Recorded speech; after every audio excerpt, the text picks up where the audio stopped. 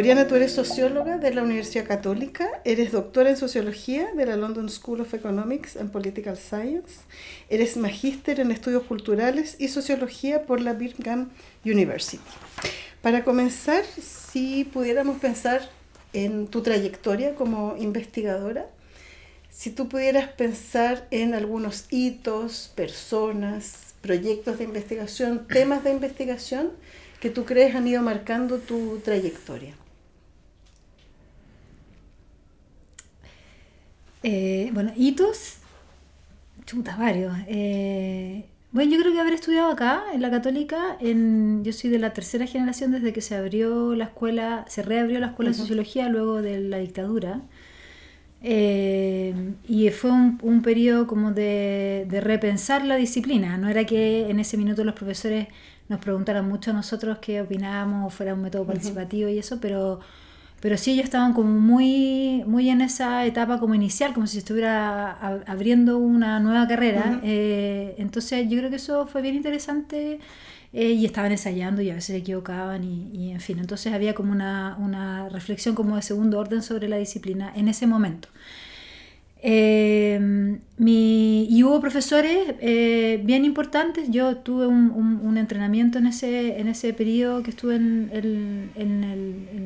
el ISUC, que tuve una combinatoria bien interesante de profesores. Teníamos profesores como académicos, pero también teníamos profesores que trabajaban en el Estado, Tironi, Zunkel, Catalán, en fin, que estaban como encargados de las comunicaciones de la transición. Teníamos profesores que eran ministros o subsecretarios, entonces, y profesores que trabajaban en organismos internacionales como Emilio Klein en la OIT. Entonces tuvimos como un acercamiento al mundo profesional de la disciplina súper complejo en todos esos ámbitos. Mi doctorado obviamente fue súper importante porque como el primer ejercicio más autoral de proponer y terminar una investigación me demoré, pero también fue un espacio de entrenamiento en ciertos métodos que me han acompañado toda la vida, como los métodos biográficos, testimoniales, narrativos. Y es la pregunta por el sujeto y los tipos de sujetos que la sociedad promueve, que también es algo como una línea que viene de mi tesis magíster y que sigo trabajando en Biodemos, de hecho, ahora. Luego han habido algunas figuras. Tengo como varias colegas mayores, mujeres internacionales, que son como amigas grandes que te han hecho como ciertas recomendaciones importantes, momentos importantes, y que son como una compañía en general. Y bueno, trabajo hace 10 años con Elizabeth Lira, que somos co-investigadoras, y ha sido también una gran compañera, una gran maestra en el campo de los derechos humanos. Y diría como extensión también como la oportunidad que he tenido de trabajar en equipos interdisciplinares o liderando o como una más del equipo, que ha hecho poner en tensión mi propia disciplina con otras, y en eso creo que todos salimos fortalecidos y nos enriquecemos. Entonces creo que ha sido un regalo poder participar de esos equipos y pensar de manera más compleja, más colegiada, más colaborativa, tanto los modos en que desarrollamos investigación como el problema en cuestión. Y en tu trayectoria, Oriana, temáticas que tú investigues, particulares, o que estés investigando o hayas investigado, si pudiéramos hacer un recorrido por eso, por temas o preguntas de investigación a la cual te has dedicado o que te han perseguido. Sí, la más larga es esta pregunta por el sujeto, el sujeto, subjetividades, subjetivación, que partió, como te decía, en el magíster, y que luego los últimos 12 años se ha como enfocado más en los sujetos de la violencia política, sea del periodo dictatorial, sea con lo que estamos trabajando en Biodemos por el estallido social, o ahora en Tirúa con la población del Gualmapu. Esa es una línea larga y hasta altura, y luego la línea, mi entrada al campo que cruza un poco memoria y derechos humanos, violencia política, que es con la pregunta por el tipo de conocimiento que las sociedades generan sobre atrocidades, violaciones severas a los derechos humanos, episodios, digamos, atroces, y cómo ese conocimiento permite que se pone al servicio, ¿no?, del afrontamiento de esos legados violentos por parte de las sociedades. Entonces me interesa ver cómo se produce ese conocimiento y cómo participa luego de procesos de reconstrucción histórica, de construcción de la verdad sobre esos hechos del pasado, sobre memoria, ¿no?, memoria pública, recuperación de ex-centros de detención, tortura y exterminio como sitios de memoria, la producción cultural que refiere, digamos, a ese periodo y la resignifica, ¿no?, y de repente cierra trayectorias que quedaron encapsuladas en la pregunta ¿dónde están? Y la cierra con ficción, la cierra con cine, en fin, con otros recursos, otros modos de representación del mundo. Y ahora estamos haciendo este giro con los últimos proyectos yo he estudiado más bien como la sociedad civil, que en el fondo es la que resiste la violencia de Estado, genera esos procesos de documentales y que terminan por producir conocimiento sobre estos hechos. Fueron 10 años de trabajo en eso, en Chile, en Colombia, en México, en Argentina. Hemos hecho trabajo de campo en todas esas sociedades y esos conflictos. Y ahora, en el último año y por los próximos 4 años, vamos a estar trabajando cómo el Estado genera conocimiento sobre violencia política o severa vulneración a los derechos humanos, sobre hechos contemporáneos, como femicidios frustrados, trata de personas y el estallido social. Y ahí entonces cómo el Estado ocupa ese conocimiento para intervenir sobre esas personas y restituir esos derechos que han sido violados. Oriana, ¿y por qué crees tú que estudias esos temas? ¿Qué hay en esos temas que te trae, que te impacta, que te...? Yo no soy familiar de víctimas, no estoy en ese círculo, pero yo creo que yo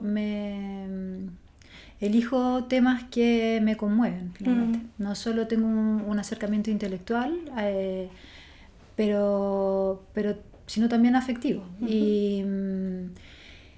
Y hay también trabajando tanto tiempo con estas comunidades, uno también se hace parte de esas comunidades, entonces hay lazos que se forjan y trayectorias, ¿no?, de personas, ¿no?, de activistas, de familiares que uno finalmente atestigua caminando como a su lado desde esta vereda. Y eso también nutre lo que uno, no sé, el sentido del trabajo académico en mi caso. Y también creo que que la pregunta por cómo las sociedades afrontan legados violentos es una pregunta profundamente sociológica y donde a mí lo que me interesa no es que me interese la violencia, por supuesto, sino es el aprendizaje social que deberíamos tener para que estos tipos de hechos no sucedan nunca más. Entonces, junto con estudiar la violencia, yo siempre digo, también tenemos que trabajar el lado luminoso, que es cómo poder transformar esto en aprendizaje social, en memoria colectiva, para que en promoción de derechos, en prevención, de modo de reducir, ¿no?, el riesgo de que esto vuelva a pasar o si vuelve a pasar, dañe menos. Y ahí creo que en el fondo las universidades también tienen una responsabilidad, ¿no?, en ayudarnos a generar esos aprendizajes sociales. ¿En qué sentido particular de las universidades? ¿Cómo? Porque son una institución de educación, ¿no? Entonces las sociedades también creo que tienen una capacidad de aprendizaje colectivo. Uno aprende de las cosas que hace bien, pero también como individuo, también como sociedad, aprende de las cosas que hace mal. Entonces creo que es algo que le debemos a las víctimas, ¿no? A la gente que ya no está, por lo menos tratar de aprender de eso para que para ayudar a que no haya más víctimas, ¿no? Otras en su nombre, digamos. Eso, y creo que en el caso de la violencia de Estado, de la dictadura, las universidades tienen una responsabilidad, por lo menos en términos de formar profesionales que con el enfoque de derechos humanos, de modo que ellos puedan intervenir en los mundos donde van a desempeñarse con sus profesiones, y sean garantes de derechos.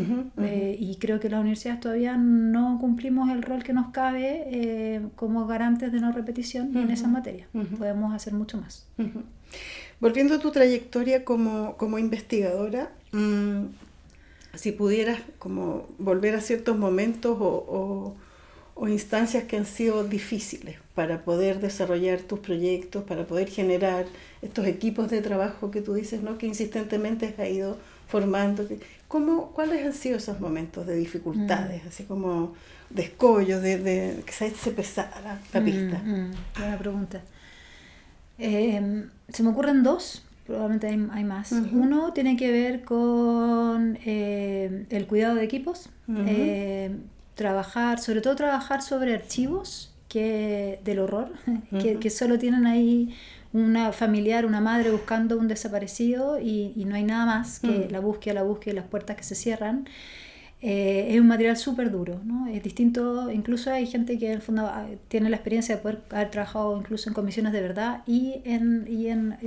con archivos, y dicen que las comisiones de verdad, por último, tú ves a la persona hoy, digamos, y que en el fondo más o menos ha salido adelante. Entonces, como que hay un poquito más de esperanza en ese relato que lo que hay en el archivo. Entonces, y ahora que estamos trabajando, la trata de personas, por ejemplo, involucra niños, niñas que son explotadas, que son vendidas por padres para explotación sexual, y es súper duro para uno, para todo el equipo, como enfrentar esos casos. Entonces hay todo un tema de cuidado de equipo que no está que no existe mucha práctica en la investigación social, que no sea como psicologizante, y que en el fondo en el rollo en que estamos es tratar de pensar métodos de investigación que permitan que sean cuidadosos, los propios métodos. No es como hacer una sesión de contención en paralelo a la investigación, sino incorporar, repensar los métodos para poder acoger esas afectaciones del fenómeno al equipo. Eso es un tema, y el otro es todo el tema ético. Por supuesto, como que trabajar con estos fenómenos supone una serie de protocolos adicionales a lo estándar, que ya los tenemos como bien involucrados, y estamos súper atentos a involucrar otras cosas que distintos comités de ética nos puedan decir. Ahora estamos en un Fondesit, estoy estudiando los planes de búsqueda de personas desaparecidas que están activos en la región, que es Chile, Perú y Colombia. Entonces pasamos por 3 comités de ética en 3 países. Entonces todo eso te ayuda como a ir ampliando tu repertorio de instrumentos y de protocolos, pero a la vez como que eso siempre tensiona, porque por un lado a veces hay, y no quiero ser malinterpretada, pero hay como demasiado celo con respecto como a la confidencialidad o el anonimato, y por ejemplo una cosa que yo tuve que pelear con un comité de ética, o sea, no pelear, pero en el fondo levantar, fue que a veces las víctimas no quieren más anonimato. Justamente es lo que no quieren. Quieren aparecer con su nombre, y por suerte ahí el Comité de Ética de la Universidad Alberto Hurtado nos acogió al punto, digamos, y no anonimizamos. Entonces a veces hay ciertas particularidades del campo que requieren adecuar esos protocolos, y entonces hay que hacer como unas gestiones adicionales. Pero por otro lado quizás hay demasiado celo a la confidencialidad. Ahora que estoy trabajando con datos del Estado, digamos, como que a veces a la confidencialidad, y eso hace que los distintos agentes del Estado que están involucrados en la gestión de un hecho victimizante sean mucho más ineficientes y produzcan victimización secundaria, porque la persona tiene que ir a contar, porque no se pueden compartir el caso. Los datos, Entonces uno dice, bueno, y si uno también piensa en prevención, y como que de repente demasiado celo, y bueno, tenemos que pensarlo para que se nos ocurran otros métodos y poder como arriar con todos los bueyes para poder saltarnos ese escollo. Y que el conocimiento que se genera pueda ser, digamos, usado en toda su capacidad, digamos, en todos estos fines.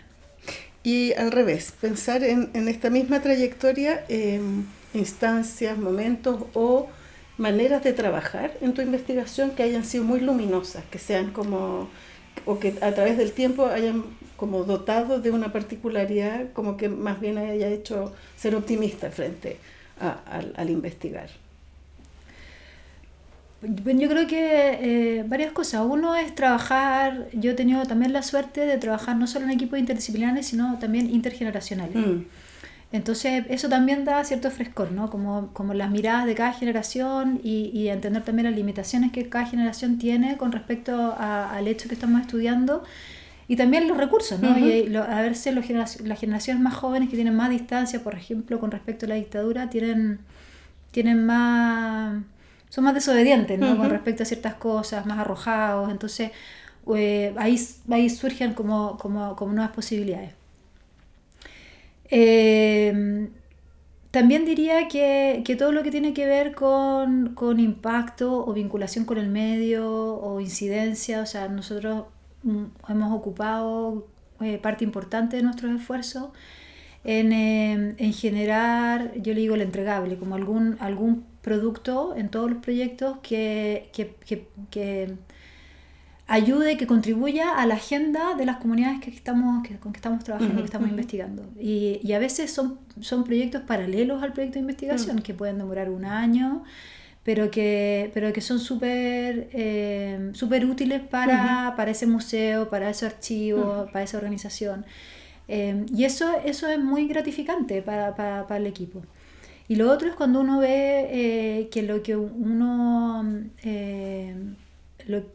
investiga es apropiado por las personas como tus sujetos de investigación. Y justo esta semana nos pasó que nosotros estábamos formando a profesores en derechos humanos, profesores de escuela, y datificando ese proceso de formación para producir conocimiento y devolvérselos a ellos y mejorar, digamos, generar como mayor reflexividad en el proceso de aprendizaje de los propios profesores.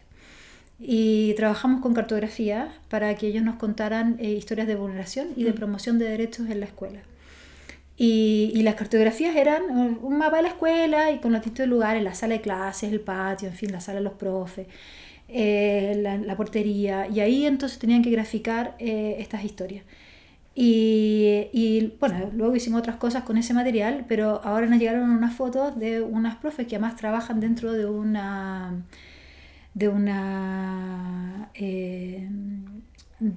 ¿cómo se llama? Donde están los militares formándose, un regimiento de un regimiento en Antofagasta.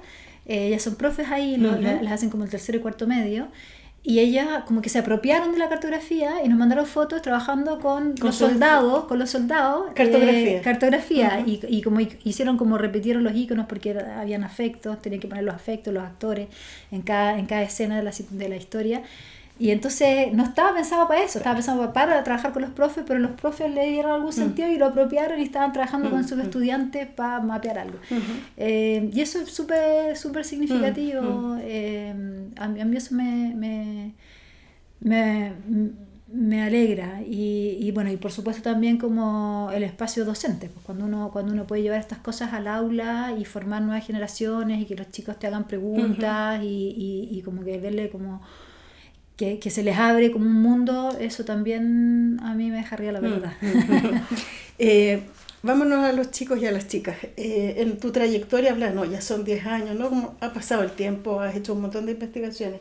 Puesta ahora pensando en nuevas generaciones de gente que uno ve o en clase o en sus proyectos de investigación, pensando en ayudantes, asistentes, y que tienen interés por el investigar. ¿Qué consejos les daría de cosas que hacer?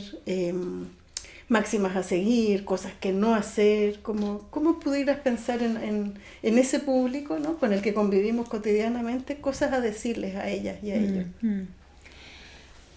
Bueno, va a depender de si son de pregrado o posgrado, pero los de pregrado, que es lo que estamos tratando de hacer con un curso nuevo que estoy dando acá sobre derechos humanos en la universidad, es que tengan calle. Que esto no se aprende teóricamente, que vayan a los sitios de memoria, que conversen con los actores que están en ese lugar.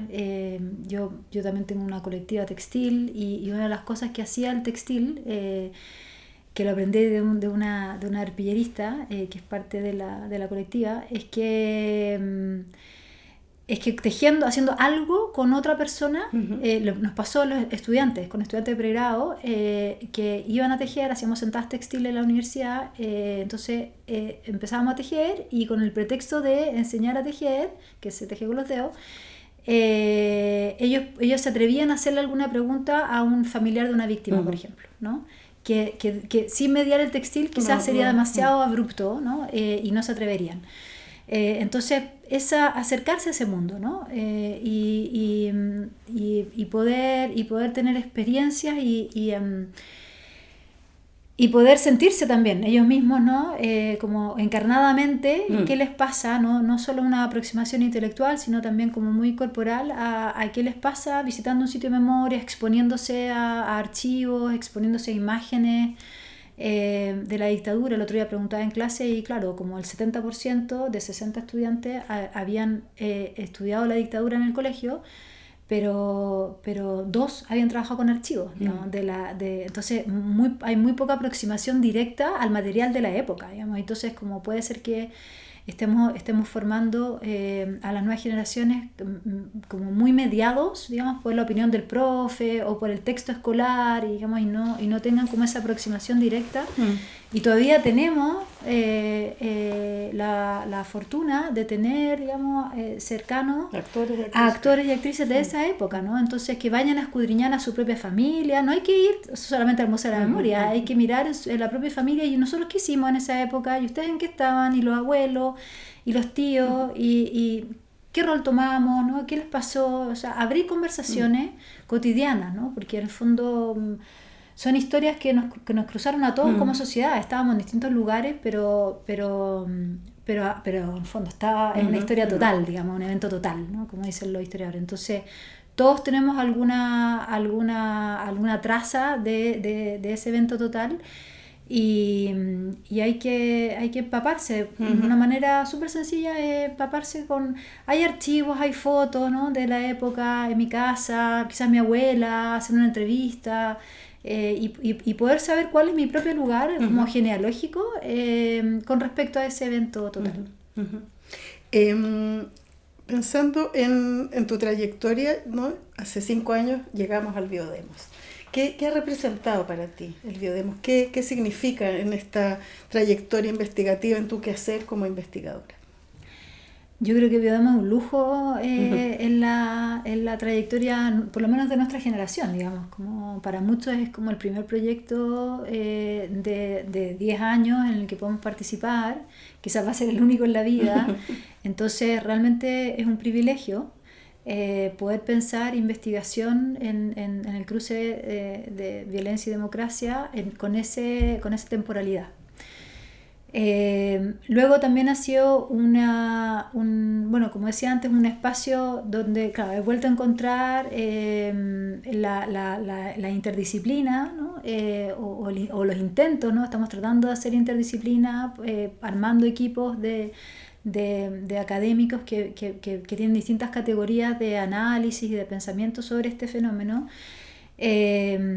Ha sido, por ejemplo, súper interesante ahora lo que estamos iniciando en Tirúa, como ir a terreno juntos, y de nuevo esta cosa intergeneracional, ¿no? Con estudiantes de pregrado, con estudiantes doctorales, con colegas de las artes, ¿no? De historia, antropología, sociología. Entonces fuimos con un artista visual también, profesionales, ¿no? que no están en la academia y entonces te traen otro mundo. Y todos como abocados a trabajar con niños. Entonces fue muy fundante, creo, de ahí de un proyecto que ojalá fructifique. Así que Biodemo yo creo que es una súper oportunidad y una súper responsabilidad. ¿Sí? A mí también me pasa eso con Biodemo. Siento que dado que es un privilegio, nos asiste una gran responsabilidad de cerrar, digamos, en 5 años más, habiendo dicho algo sustantivo y habiendo ayudado a visibilizar, ¿no?, formas de violencia, el cruce de las tres violencias que estamos estudiando, ¿no? Hay de repente zonas grises que cuesta más porque no caben como en esas categorías. Y que seamos capaces de decir algo como contundente del fenómeno que estamos estudiando. Para ir cerrando, Oriana, cosas que te gustaría decir respecto al investigar. Yo creo que para mí es un oficio, es algo, bueno, como he dicho, que se aprende dejándose afectar. Hay muchos actores y actrices que son mediadores de ese proceso, por supuesto. Mucha lectura, mucho entrenamiento, mucho aprender haciendo, mucho error, mucha innovación, mucha creatividad hacen parte. A mí me encanta investigar, me encanta diseñar investigaciones, creo que un espacio muy de creación que tenemos, ¿no?, como de libertad, y también de mucha responsabilidad, que a veces pesa, porque hay compromisos, ¿no?, que uno asume, y carros que empujar para que eso pase, para que podamos cumplir. Eso, y creo que la investigación la veo súper asociada a la docencia, ¿no? Como creo que cuando podemos enseñar sobre aquello que investigamos, el aula se convierte en un espacio súper dinámico, y tengo la impresión de que en el fondo los estudiantes sienten que le estamos enseñando un contenido con una dimensión mucho más experiencial, más directa, que valoran, ¿no? Así que lo veo súper asociado a eso, a nuestro labor acá en la universidad. Muy bien, muchísimas gracias por tu participación. A ti, Marcela. Sí.